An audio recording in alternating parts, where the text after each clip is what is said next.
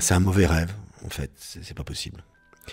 La fin d'un des plus grands groupes anglais en direct à Rock en Seine, avec moi en régisseur. Il y a un truc qui est pas possible. J'ai pas pu vivre un truc comme ça, quoi. Backstage. Backstage, les coulisses des plus grandes tournées, racontées par ceux qui gèrent tout, les régisseurs de concerts. La dernière bagarre des frères Gallagher d'Oasis par Philippe Guerrero. Un podcast de David Comeyas, réalisé par Samuel Hirsch.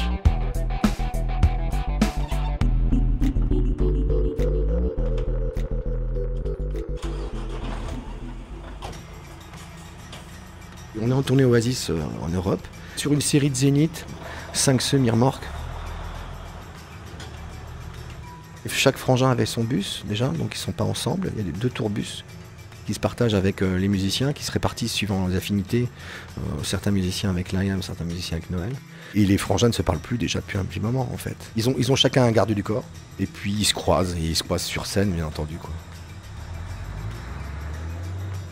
L'année d'avant, il y a un mec du public qui est monté sur scène, qui a sauté sur Noël et qui l'a fait tomber avec sa guitare et qui s'est brisé 2 côtes.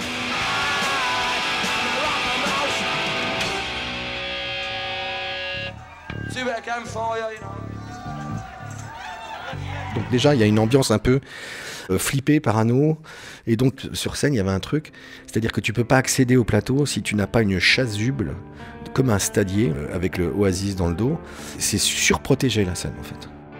On avait reçu une fiche technique normale, son, lumière, repas, etc., etc. Et on avait reçu à côté un dossier sécurité qui était aussi épais, en fait, à peu près. Il fallait mettre un agent tous les 5 mètres, en fait, dans les loges. Chacun est avec ses bodyguards et chacun est flippé de l'agression. Donc c'est cette ambiance-là un petit peu particulière, quoi, dans la tournée. Noël, elle est super fermée, on ne le voit pas beaucoup. Il arrive au dernier moment, il repart tout de suite. Par contre, l'IAM est très friendly, il est très sympa. Alors qu'on peut penser que c'est plutôt lui qui est le plus agressif et tout. Mais en fait, les relations avec l'IAM, c'est juste, ouais, on va foutre le feu ce soir, tu vas être content de nous, t'as jamais vu un groupe comme ça, on va tout déchirer. Donc on fait ces tournées de Zénith, Nantes, Toulouse, je sais pas, peut-être on aurait dû voir qu'ils avaient du mal à se supporter. C'était tendu entre eux, quoi. Ils se prenaient la tête déjà. Il y a un tas de groupes comme ça qui ont travaillé beaucoup ensemble. Je sais que par exemple sur Korn à l'époque, Jonathan Davis, le chanteur, était dans un bus, Phil D dans un autre, Ed Lee l'autre, etc. Donc les gens se séparent un peu, tu vois, et c'est normal parce qu'ils passent beaucoup de temps ensemble et depuis longtemps, et ils ont envie sur la route d'être un petit peu séparés. Donc ça m'avait pas choqué, moi. Dans Oasis, il y a un mec qui est chargé de la déco, de la perso de la loge, donc il y a le drapeau de Manchester City qui est posé dans toutes les loges, donc ça c'est en grand, et puis le portrait de Madame Gallagher, la mère, qui est posé, qui trône comme ça sur un fly, qui regarde ses fils acter, enfin c'est assez bizarre. Bon après, c'est une déco, et l'important dans une tournée, c'est que les gens se sentent bien dans leur loge, quoi. Voilà, c'est Rock en Seine, on arrive le matin. Oasis joue vers 22h, je crois, et il y a Vampire Weekend qui est juste avant. On sait qu'il y a Madness qui joue sur l'autre scène. Je suis pas sûr que Oasis était très friendly avec Madness. Ça a son sens plus tard. Et donc du coup, je suis avec un responsable sécurité de l'IAM et on essaie d'imaginer un chemin le plus direct possible pour aller à la scène sans se faire trop emmerder. Parce que dans un backstage comme Rock en Seine, il n'y a pas que des artistes, il y a aussi des journalistes, des bénévoles, il y a peu de gens. Donc on essaie d'imaginer un accès pour pas trop que le groupe se fasse solliciter avant de monter sur scène. Il est 20h30 et Noël arrive avec son garde du corps et il passe devant moi et il rentre dans la loge. Bah après, on entend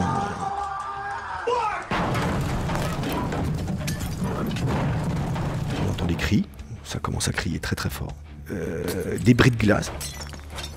Et là, donc ça fait à peu près 5 minutes que Noël est rentré dans les loges, et là il ressort avec son garde du corps, et là il y a l'IAM qui sort en furie de la loge, et qui nous saute dans le dos pour insulter son frère copieusement. On était côte-côte, et puis le mec de sécu, c'est un monsieur qui était assez costaud. Donc je pense qu'il prend appui sur lui pour crier bien fort, pour lui gueuler « Motherfucker ». Noël J, motherfucker. L'IAM rentre dans une furie totale. Je crois même qu'il s'est jeté sur les guitares de son frère, notamment une guitare qui avait été offerte par Eric Clapton, et il a explosé les guitares de son frangin. par terre. Il les a pétés.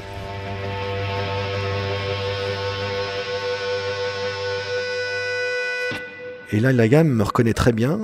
J'ai cru que j'allais en prendre une, hein, on va dire ça comme ça. Il me dit, Philippe, you off. C'est terminé. Tu as terminé ton travail. Il n'y a plus rien. Il y a plus de... On est tous off. En résumé, il n'y aura pas de concert ce soir. Et il s'en va. Et là, c'est le début du chaos, en fait. Donc, plus personne ne bougeait dans les loges. Enfin, plus de tête d'affiche, plus personne, plus rien. Qu'est-ce qu'on fait ? Il y avait à peu près 30-35 000 personnes dans le champ qui commençaient à s'impatienter puisque le temps passait, on s'approche de l'heure.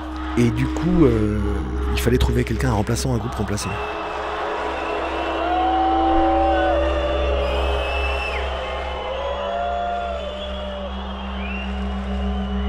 Et le manager de Madness est là, dans les loges. Et je crois que le manager a dit « Ok, mais ça coûtera beaucoup d'argent ». Et là, donc Madness est monté sur scène à la place d'Oasis et ils étaient ravis, la banane. C'était une belle revanche pour eux, je pense.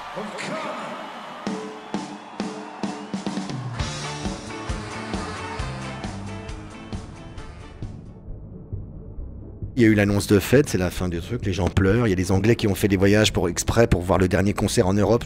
Et puis ils pleurent comme ça devant la scène, donc c'est fini. On est tous un peu sidérés, on est dans les loges, on se regroupe tous avec les techniciens et l'équipe technique d'Oasis. On fait une espèce de réunion de crise. Et puis il y a le backliner qui revient avec les guitares explosées, avec la guitare de Clapton qui était en deux.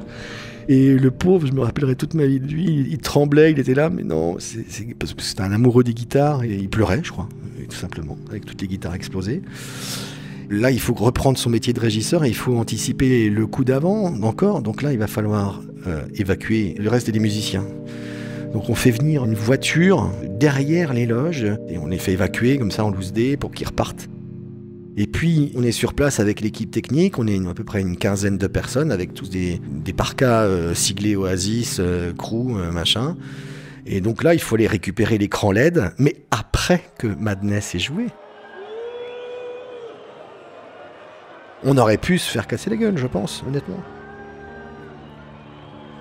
Il y avait un autre sentiment chez les techniciens qui était un petit peu un sentiment de genre la honte, quoi, un petit peu, tu vois, merde, on n'arrive pas à finir le show, on n'arrive pas à jouer, enfin, on s'attribue cet échec aussi, enfin, on est dans l'échec avec eux, on fait partie de l'équipe qui n'a pas joué, en fait.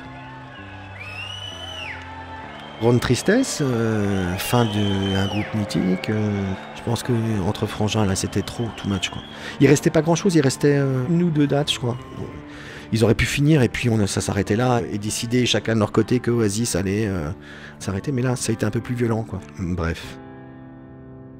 La petite cerise sur le gâteau, c'est qu'il y avait programmé en after du festival dans le VIP, Paul Gallagher en DJ, qui est le troisième frangin des Gallagher. Le pauvre s'est retrouvé le seul Gallagher présent ce soir-là à Rock en Seine. Et donc je crois que ça a été un peu difficile pour lui au VIP de mixer devant des gens qui étaient tous un peu éméchés et qui gueulaient. Donc on peut se dire qu'il y a quand même un Gallagher qui a joué ce soir-là à Rock en Seine. Après cette partie-là, il y a moi qui rentre j'habite dans l'Est parisien, donc il a fallu rentrer de l'autre côté. Quand tu arrives chez toi, tout le monde est endormi. Et là, tu te refais le film de la journée, tu te dis, c'est pas possible. C'est un mauvais rêve, en fait, c'est pas possible.